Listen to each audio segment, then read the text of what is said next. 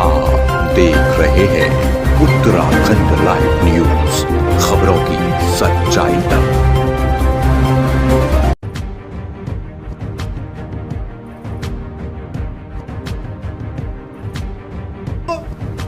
वर्षों से जो दीमक लगी हुई थी, जो भर्ती घोटाले हो रहे थे, उनको साफ करने का काम किया। आज भारतीय जनता पार्टी की सरकार की जो है चर्चाएं हो रही है, उसकी लोकप्रियता हो रही है। नगर निगम में आज तक कोई धरने प्रदर्शन नहीं हुए, हमारे जितनी वोट बैठकें भी शांतिपूर्वक हुई। तो जो हमारे विपक्षी मित्र हैं उनको हजम नहीं हो रहा है, तो ये सब चीजें षड्यंत्र के तहत जो कर रहे हैं। सबसे पहले तो आपको सबको नमस्कार। 9 वर्ष चल रहा है हमारा, 9 वर्ष की आपको सबको बहुत बहुत बधाई। आप सबका सहयोग आशीर्वाद इस शहर के लिए, नगर निगम को मिलता है। इसके लिए मैं सभी अपने पत्रकार बंधुओं का हार्दिक स्वागत और अभिनंदन और आपका बहुत धन्यवाद करता हूं। आज पत्रकार बंधु मुझे कल से लगातार फ़ोन कर रहे थे कि आपसे मिलना है, तो मैंने कहा आज मैं सबको इकट्ठा यहाँ पर नगर निगम में बुलाकर जो विषय चल रहा है उसमें अपना विषय आपके सामने रखूं। अब आप लोग अगर कुछ पूछना चाहें तो आप मुझे पहले अपना विषय बता दो। और पहले यही था मेरा कि सवाल एक ही है कि जो मेरी संपत्तियों के बारे में जो मैंने चुनाव घोषणा पत्र में अपनी संपत्तियां दिखाई थी और उससे लेकर आज तक की संपत्तियां मेरी सारी जोड़ दी गई। लेकिन मैं थोड़ा सा आप लोगों को बताना चाहूँगा कि जो मेरा पुराना, जो मैंने 18 वर्ष की उम्र में अपना काम प्रारंभ किया, एक पान की दुकान से मेरा सफ़र शुरू हुआ और पान की दुकान के साथ साथ मैंने चाउमीन की दुकान, और अगर कोई पुराने बंधु यहाँ पर हो तो चाउमीन की दुकान जो नटराज पे हमारा एक छोटा खोखा था, उसमें कूपन से हम सामान देते थे।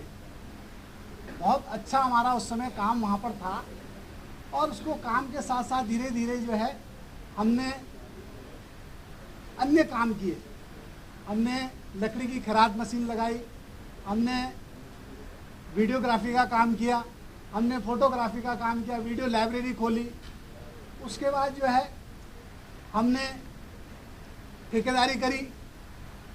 उसके बाद हमने 2009 में कुछ प्रॉपर्टी का काम शुरू करा। उसके बाद हमने 2012 तक कुछ संपत्तियां ली और संपत्ति लेने के बाद अब जो संपत्तियां जो मैंने चुनाव में दिखाई वो 2-2.5 करोड़ के आसपास मैंने दिखाई थी। और उस संपत्ति की कीमत आप जो कह रहे हैं कि मार्केट वैल्यू जो आपने 5 करोड़ की दिखाई है, आज वो 20 करोड़ की हो गई। तो वो जो अगर मैं उस संपत्तियां, उसमें मैंने कुछ संपत्तियां अधिकतर बेच दी हैं जो मैंने अपने चुनाव घोषणा पत्र में दिखाई हैं। अधिकतर संपत्तियां बेच चुका हूं, उसका कहीं जिक्र नहीं है। जो संपत्तियां बेची हैं उन संपत्तियों को जो बेच के मैंने कुछ संपत्तियां और ले ली। जो जैसे शहर में मेरे कुछ प्लॉट थे, 2012 से पहले के जो मेरे प्लॉट थे वो मैंने सेल आउट कर दिए। उसके बदले मैंने कुछ और संपत्ति ले ली। और अगर संपत्ति का रेट बढ़ रहा है तो सबका बढ़ रहा है, कोई मेरा ही नहीं बढ़ रहा है। और ये संपत्ति का रेट इसलिए बढ़ रहा है क्योंकि सरकार विकास कार्य कर रही है। सरकार विकास कार्य कर रही है, क्षेत्रों में विकास हो रहा है।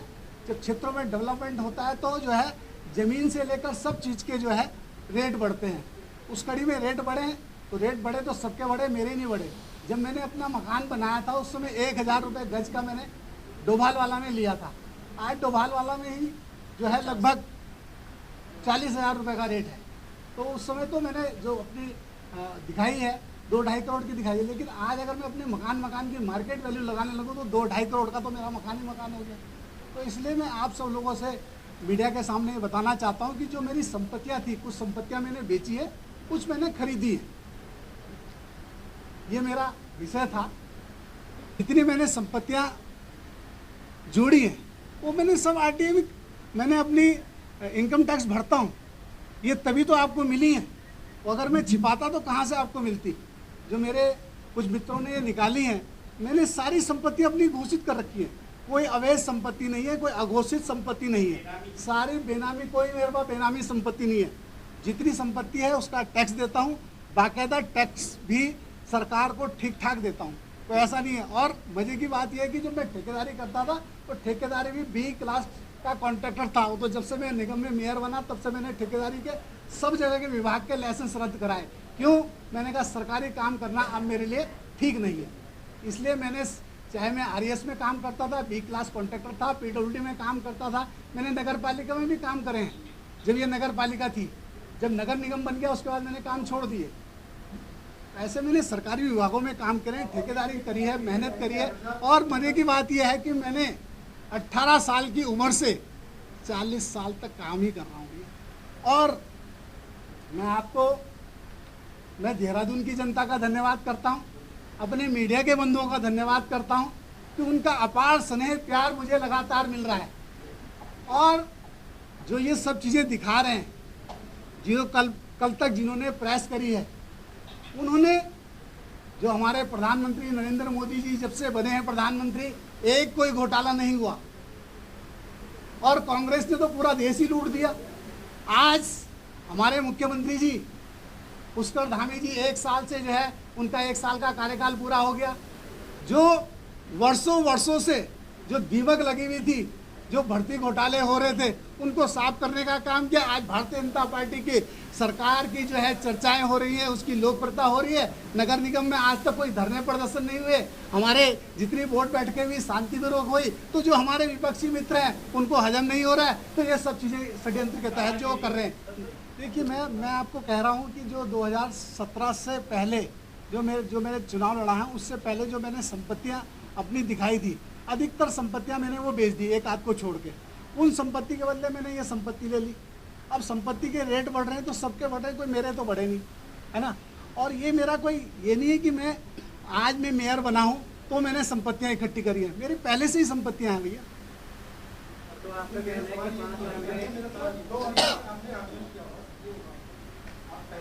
देखिए, जितनी मेरी संपत्ति है, जितनी, और जो आप 11 संपत्ति 10 या 11 जो दिखा रहे हैं, उसमें से जो है 5-6 संपत्तियों में बेच चुका हूँ। आप आरटीआई में उसको भी निकाल लो और उसको भी दिखाइए कि जो है जो मैंने बेची है उसके बदले मैंने बेची है नहीं बेची, जरा उसकी भी जानकारी आप लोग कर लें। और एक महन जी के साथ साथ एक मेरे मित्र जो है एक पेट्रोल पंप का भी चला रहे हैं, तो पेट्रोल पंप की भी जाँच कर ली जाए। जो पेट्रोल पंप जो अलॉट होता है वो बाकायदा उसकी जो है सारी जाँचें होती हैं, किसके नाम वो ज़मीन है, किसके नाम वो पट्टा है, किसकी ज़मीन है, वो सब निकल जाएगी। मेरे कोई मित्र जो है वो चला रहे हैं कि पेट्रोल पंप भी जो है गामा जी का है, तो भैया मेरा कोई पेट्रोल पंप नहीं है, उस पेट्रोल पंप से मेरा कोई लेना देना नहीं है।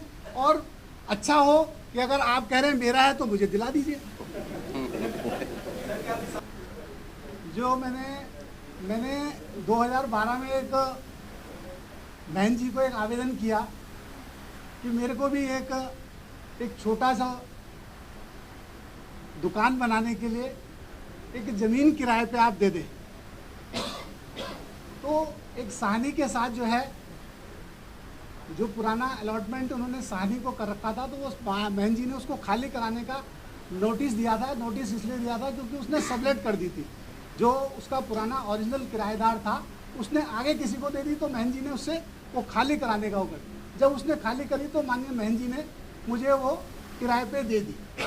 और एक किराए पे सिर्फ एक मेरे को ही नहीं दी, पूरे शहर में जो है बहन जी की ज़मीनें सब किराए पे हैं, मकान है, दुकान है, सारी किराए पे हैं। 5 करोड़ की संपत्ति है। 5 से नहीं, अभी 5 से 50 तो मैं कह रहा हूँ। मैं कह रहा हूँ कि मैंने गलती कर दी जो अपनी संपत्तियाँ बेची हैं। आज उन संपत्तियों की कीमत भी 50 से ऊपर होती। अरे मैं कहता हूँ, मैं कोई आज से कोई प्रॉपर्टी खरीद रहा हूँ, मैं तो उससे पहले भी खरीद रहा हूँ।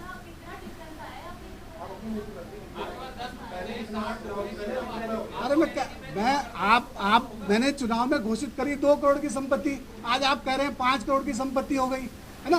जो वो आप मार्केट वैल्यू के हिसाब से कह रहे हैं कि 20 करोड़ की होगी, 50 करोड़ की होगी, 100 करोड़ की होगी। वो नहीं है विषय। ये नहीं है विषय। ये है कि जो मेरी संपत्तियां हैं। और एक चीज़ लास्ट में आपको और बता दूं कि 1,25,00,000 रुपए का मेरे पास लोन भी है।